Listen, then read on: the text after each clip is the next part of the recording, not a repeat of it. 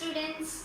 So in our previous session we have studied about the different groups of evolution, how that evolution occurred, a brief introduction we have done. So in today's lecture we are going to study about Darwin's theory of natural selection, Lamarckism, speciation, and lastly human evolution.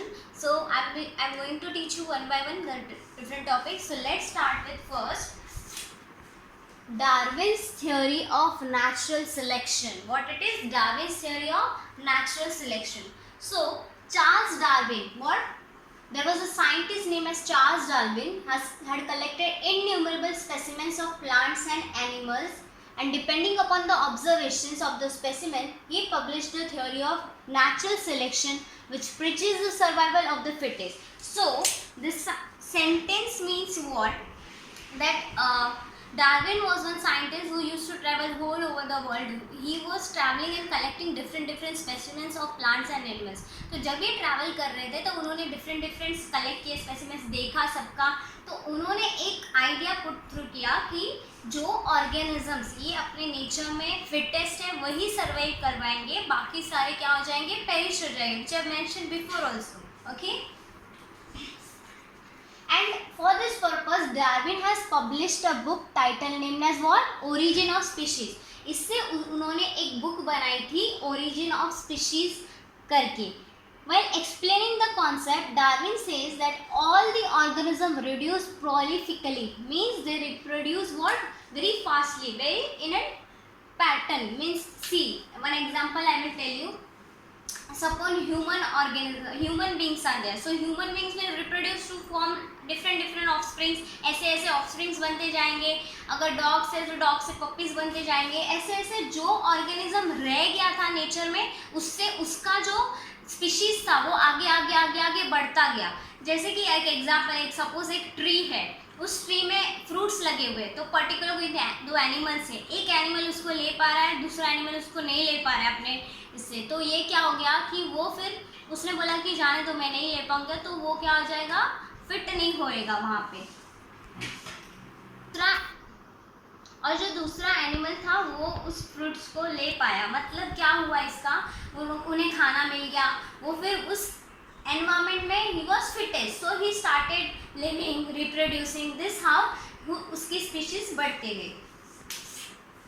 All the organisms compete with each other in a life-threatening manner. मतलब एक दूसरे से ऐसे threatening manner में, मतलब एक दूसरे के साथ competition रहता है. तो जो ये modification जीत गया, जिस मॉडिफिकेशंस मतलब उनके बॉडी में डिफरेंट खाने के लिए, रहने के लिए उनको मॉडिफाई होते गई बॉडी, जो सूटेबल होता गया वही रहते गया.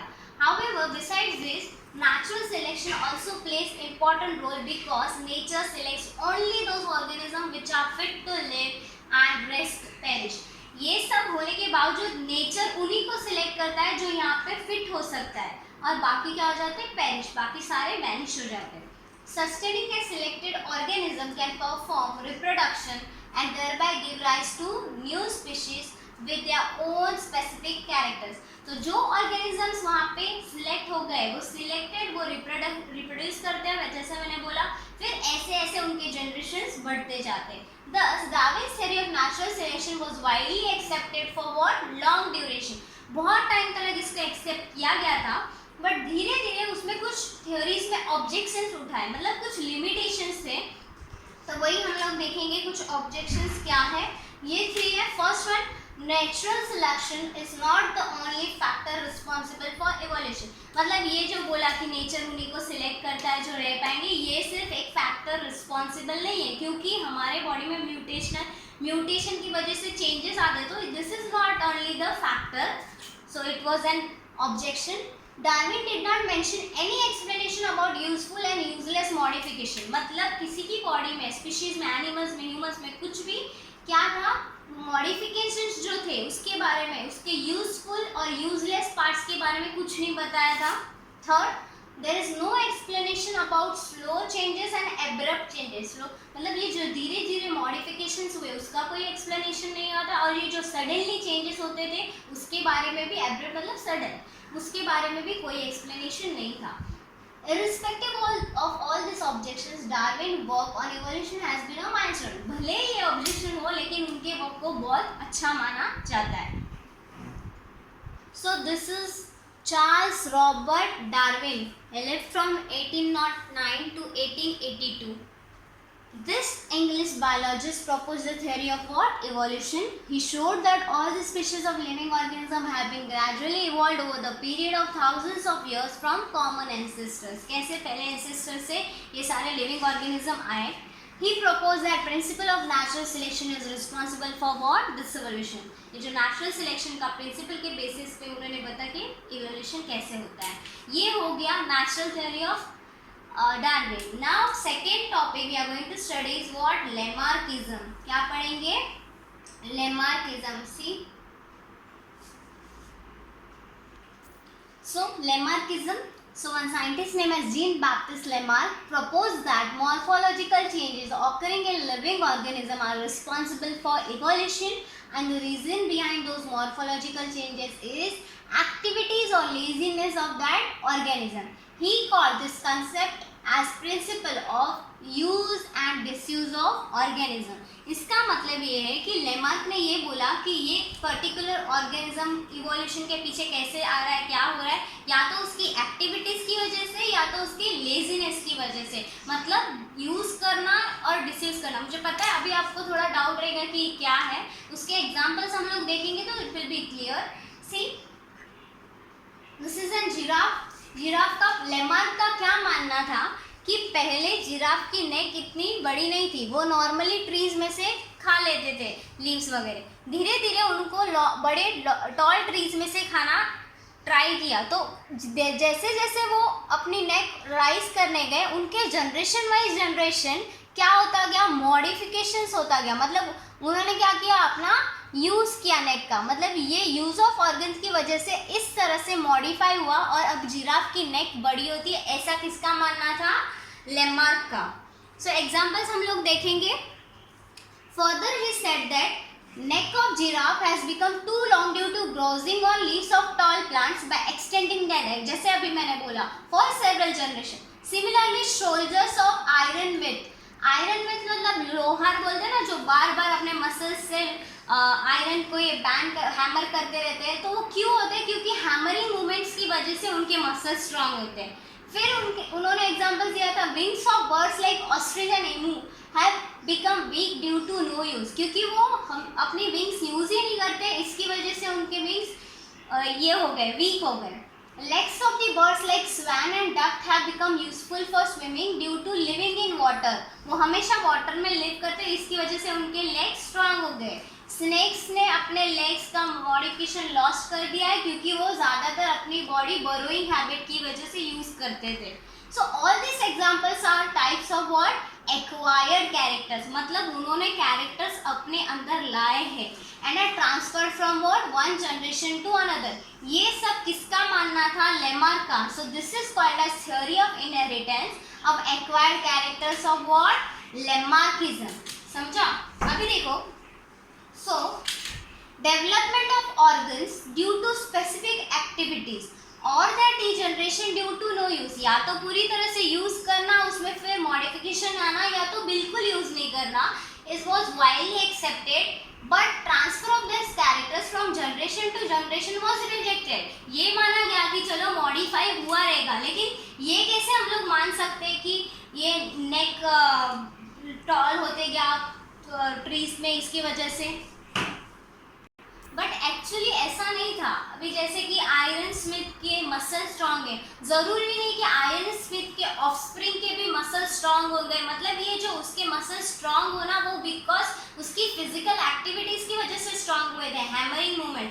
दैट डजंट मीन कि उसके ऑफस्प्रिंग में, उनके जो फर्दर जनरेशन में भी ये आएगा, ज़रूरी है. तो इस वजह से ये लेमार्किज्म के थ्योरी को रिजेक्ट किया गया था because it has been verified many times that modification brought in us are not transferred to next generation and thereby Lamarck's theory was disproved. और एक easy example मैं तुम्हें बताती हूँ. अभी योगा एक्सरसाइज वगैरह हम बहुत जन करते हैं, लेकिन तुम लोग अभी ट्राई करके देखोगे तो तुम्हारे से बॉडी फ्लेक्सिबल नहीं होगी, क्योंकि ये खुद के बेसिस पे रहता है कि हम अपनी बॉडी को कितना फ्लेक्सिबल बनाएं.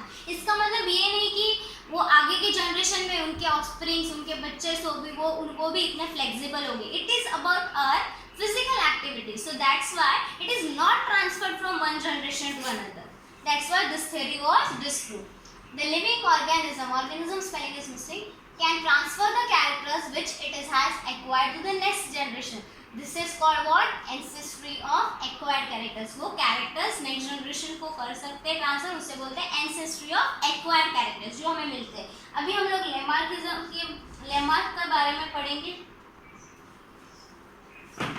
So this is Jean-Baptiste Lamarck, 1744 to 1829. Lamarck proposed that the activities of the organism are responsible for their evolution, right? जैसे हमने अभी पढ़ा, this French naturalist proposed that each animal or plant undergo some changes in its lifespan and those changes are transferred to the next generation and such changes occur in next subsequent generation too.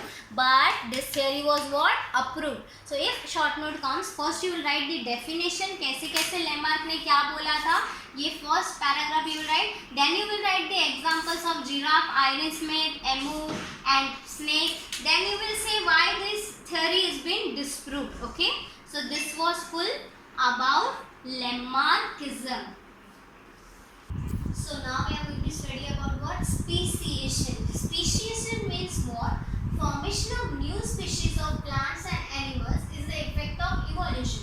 Evolution ऐसे ही नहीं बढ़ता. Evolution के लिए क्या जरूरी था? different species form करना, जैसे animals के different species, plants के different species. Even we, हम लोग humans का नाम क्या है? genus and species. Homo sapiens बोलते हैं हम लोग, Homo sapiens, right? तो ये कैसे genus species form हुए, different organisms कैसे बनते गए, क्या था इसका main, what was the need, कैसे form हुआ, that we are going to study. Species is a group of organism that can produce fertile individual through natural reproduction. मतलब कि जैसे human beings है, human beings से क्या, human beings के offsprings बनेंगे, ये ऐसे reproduction होते जाएगा. Each species grow in specific geographical conditions. हर एक species का एक particular जगह रहता है, अलग अलग जोग्राफिकल कंडीशंस के हिसाब से वो ग्रो करता है. उनका food, habitat, reproductive ability and period is different. मतलब जैसे ह्यूमन बींग्स का अलग से, काउ बफेलो का अलग है, डॉग्स का अलग है, सबका अलग रहता है, माइक्रो ऑर्गेनिजम्स का अलग है. However, genetic variation is responsible for formation of new species from earlier one. हम लोग हमेशा बोलते हैं कि जेनेटिकली कुछ डिफरेंस है. अभी धीरे जेनेटिक्स की वजह से क्या हुआ, डिफरेंट स्पीशीज फॉर्म होते हैं. इसका मैं तुम लोग को अच्छा एग्जांपल देती हूँ. सो इफ रिवर्स कोई फ्लो होते हैं, हम लोग बोलते हैं रिवर ने पाथ चेंज कर लिया क्योंकि वहाँ पे कुछ माउंटेन्स आ गए कि डिफरेंट, तो वो रिवर दूसरे साइड से फ्लो करने लग जाती है. एक एग्जांपल में वैसे ही तुम लोग को माइक्रो ऑर्गेनिज्म या एक पर्टिकुलर सपोज फ्रूट फ्लाई का ले लेते हैं हम लोग. फ्रूट फ्लाई का ग्रोथ हो रहा था लेकिन वहाँ पे कुछ डिस्ट्रक्शन आ गया, रिप्रोडक्शन तो मतलब कुछ डिस्ट्रक्शन आने की वजह से उनकी दोनों ग्रुप्स बन गए. वो ग्रुप ने दूसरा तरीके से रिप्रोड्यूस करने, उसमें ही रिप्रोड्यूस करने लगे और अलग अलग स्पीशीज फॉर्म होते गए. मतलब ये क्या हुआ, जेनेटिक वेरिएशंस आना उनमें due to geographical reasons. So besides geographical and reproductive changes are also responsible. इसलिए मैंने बोला ये geographical changes की वजह से भी ये speciation होता है. So अगर क्वेश्चन आता है एग्जाम में कि what things leads to speciation, you will write geographical or reproductive isolation leads to what? Speciation.